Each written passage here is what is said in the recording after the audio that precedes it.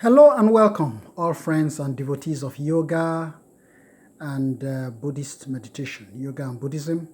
Today is June the 18th, 2019, the 18th of June 2019, Tuesday, June the 18th, 2019. And I'm going to proceed with my wisdom motivational classes. Students, I hope everybody has his pen and paper ready. Going to be jotting a lot of wisdom notes.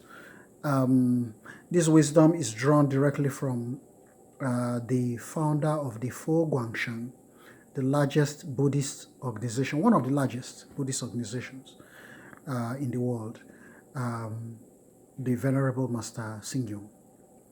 Master Xingyun is world famous. Everybody already should know by now who Master Xingyun is. If you don't know who Master Xingyun is, then you are not very familiar with Chinese cultural studies or Buddhist studies.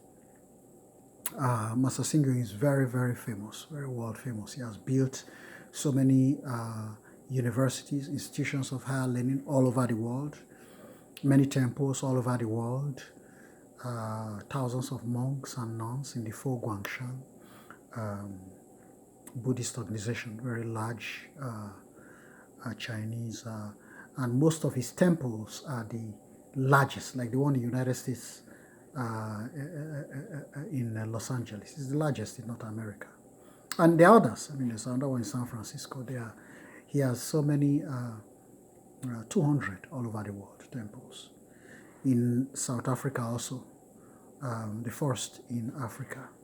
Master Xingyun, of course, brought Buddhism to Africa on a large scale. He was the first Buddhist teacher to have it in mind to train Africans to be Buddhist, teach Africans Buddhism. So he established an institution to this effect in Bronkhorstpoort, Johannesburg, South Africa, to teach Africans Buddhism and give degrees to Africans in the seminary, which is the African ABS, African Buddhist Seminary. Just Google it, you'll see it. It's huge, it's mighty. It's in Bronkhorstpoort, South Africa. There, see a lot of Africans there. Congo, all these countries, all the way down Zimbabwe, all of them. They are there. South Africa, there. It's a bit far from Nigeria. And a lot of Nigerians have not yet got to that stage where they really take great interest in Buddhist studies, but they are coming. So we have a giant foundation established by Venerable Master Xingyun in Bronkhorstpoort, South Africa, where you can really study and advance your knowledge in Buddhism. And I've started one online, which you're seeing right now. This effort is to bring Buddhism to Nigerians and other blacks, just like myself, and others who wish to learn Buddhism. You can, this effort is here. You can see the little effort I'm making here to try to transmit Buddhism to those who are interested in picking up Buddhist knowledge from a teacher who looks just like you, a person who is just from the same origins as you. So I'm going to proceed with Master Xingyun's teachings. In conducting ourselves, we have to be kind to others. He writes. Okay. In conducting, I hope you are writing. You see, the wisdom here is to write. I always tell them, have your pen and paper ready. So once I start teaching, you pick points of wisdom and you jot them down so that you can go and meditate, reflect and meditate on them later on, and this becomes resource for your self-improvement, your self-development, your self-advancement. This increases your values, your treasures, your gold stock, it increases you as a human achiever, okay? And it brings your objectives swifter, takes you swifter, quicker to your goals in life. Wisdom is the way to succeed. Okay. In conducting ourselves, we have to be kind to others, act benevolently, practice generosity, and make good and broad connections with others. Okay? We should do our best in performing any positive, kind, and beautiful act that benefits people. Okay. We should do our best in performing any positive, kind, and beautiful act that benefits other people. On the other hand, we should reject absolutely anything that may harm others. Reject absolutely anything that may harm others. Okay. While only benefiting ourselves. This advice is fundamental to how we should conduct ourselves in regard to our morals and conscience. The following are 4 things we should not do in life. Master Singyun warns us of 4 things we should not do in life. Do not attempt to profit from another's misfortune. Do not attempt to profit from another's misfortune. There are 2 sides to human nature, the good side and the bad side. They are easiest to see in times of tragedy and natural disaster. Some people ignore their own safety to rescue the victims of catastrophes, while others may just fold their arms and watch from the sidelines with an uncaring attitude, for they think it has nothing to do with them. Worse still, some people not only just stand and watch, but also exploit the opportunity to profit at the expense of another's suffering. Imagine when others are in trouble, we covet their property. When others face misfortune, we add to their trouble. When others fall down, we step on them. Such behavior is truly deplorable. Therefore, we must never take advantage of another's misfortune. Master Singyun warns us. 2, these are the, you see, if you're writing, these are what I call the golden treasures, the golden keys, which you should possess in order to make prosperity in life. Possess these golden keys, guys. Write these things down. Take them seriously. Reflect and meditate upon these golden treasures. Reflect and meditate upon Master Singyun's golden treasures, and you cannot err in life. You'll be swift to success in life. Okay? The second one, do not make another's problem worse. According to the saying, in providing relief, we should help people when they lack resources in a crisis.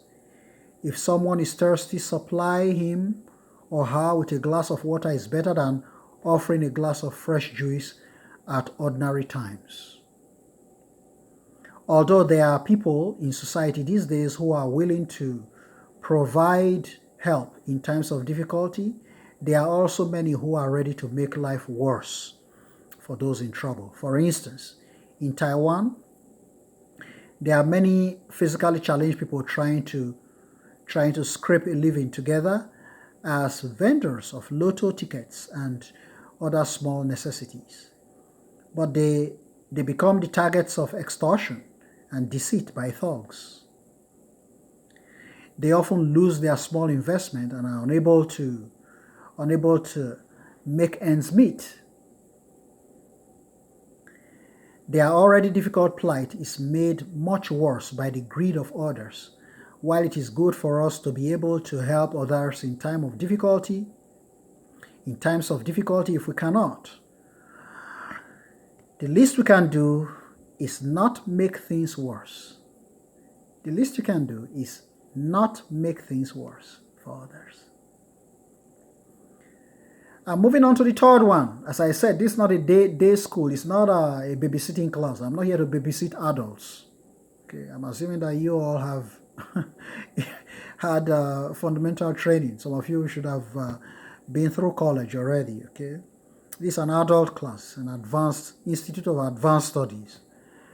So, you folks should be pretty advanced. Even for me to be telling you to take a pen and paper, that's what you do you babysit. That's for kids, right? I don't need to tell you that. You need to know to have your resources ready to pick up wisdom, right? But yet I assume that it's not just advanced studies, but maybe a couple of high school folks, maybe here, a couple of middle school, a couple of even elementary school, 7 and 8 year olds. All are welcome. It's like a church, right? Everybody's welcome. You are welcome to take in. Buddha never told anybody not to sit in his class, right? Young and old. Everybody, male and female. Okay, all human life, everybody. Okay? You can bring your goats and your dogs too, right? Bring everybody in to the class. Everybody's welcome. But when it's time, those who are smart are going to distinguish themselves. So I always warn folks, the door is open to everybody in the beginning. But those who know that they cannot cope should not waste time, waste their time and waste our time, waste everybody else's time, or draw everybody back. Okay? So we're hoping that, it is I'm very, liberal person, and I really would want to welcome everybody, but we don't want drawbacks. That's what I'm saying. We don't want people to drag us backwards, So if you can't catch up, then, what should we do, So you have to allow people to move, because there's a pace. We have to move. People, you have to pick the points and use them. Pick the points and use them, apply them. And, the goal of life is to be contented. The goal of life is to be enlightened. Right? People want to be happy, contented, live in peace, live in comfort. All these things stem from the mind. You have to achieve them by getting this wisdom and knowledge that Venerable Master Singyung is teaching. Digest them in your reflections and meditation. Reflect and meditate. Reflect and meditate, and you will grow spiritually. 3, the third one. Do not stop trying because of a little adversity. The chance of our success or failure in what we do is often 50-50. It all hinges on our wisdom and perseverance in overcoming setbacks. Some people will stop and give up once they encounter a little problem. It is like refusing to eat for fear of choking, or infants first learning to walk. If infants stop trying after falling down, they will forever be crawling on the floor. Therefore, when faced with difficulties in what we do, we should look for the core of the problem and find a solution for it. We cannot simply refuse to eat for fear of choking, otherwise we will starve to death. The fourth one. Do not ignore advice because of personal biases. In their capacity to lead, leaders need to listen broadly and widely and observe and accept advice. They should be open-minded in order to gather good counsel. However, some people just listen selectively. They will only accept the advice of experts, professionals, their superiors or close aides, but not a word from their subordinates or anyone they consider unimportant. While the words of people in low positions might carry less weight, they are not necessarily useless, because even the foolish will have something to contribute after 1,000 attempts. Therefore, in listening, we should focus on whether what is said is constructive and inspiring. Constructive and inspiring. We cannot afford to ignore advice because of our personal biases towards people, because we may later regret missing these words of wisdom. Master Singyung summarizes, in conducting ourselves, we need to have integrity and not take advantage of another's suffering. In conducting ourselves, we need to have integrity and not take advantage of another's suffering. We also need wisdom, for we cannot be unclear in our reasoning over matters. Folks, reflect and meditate upon these treasures of wisdom. Namo Amitofo.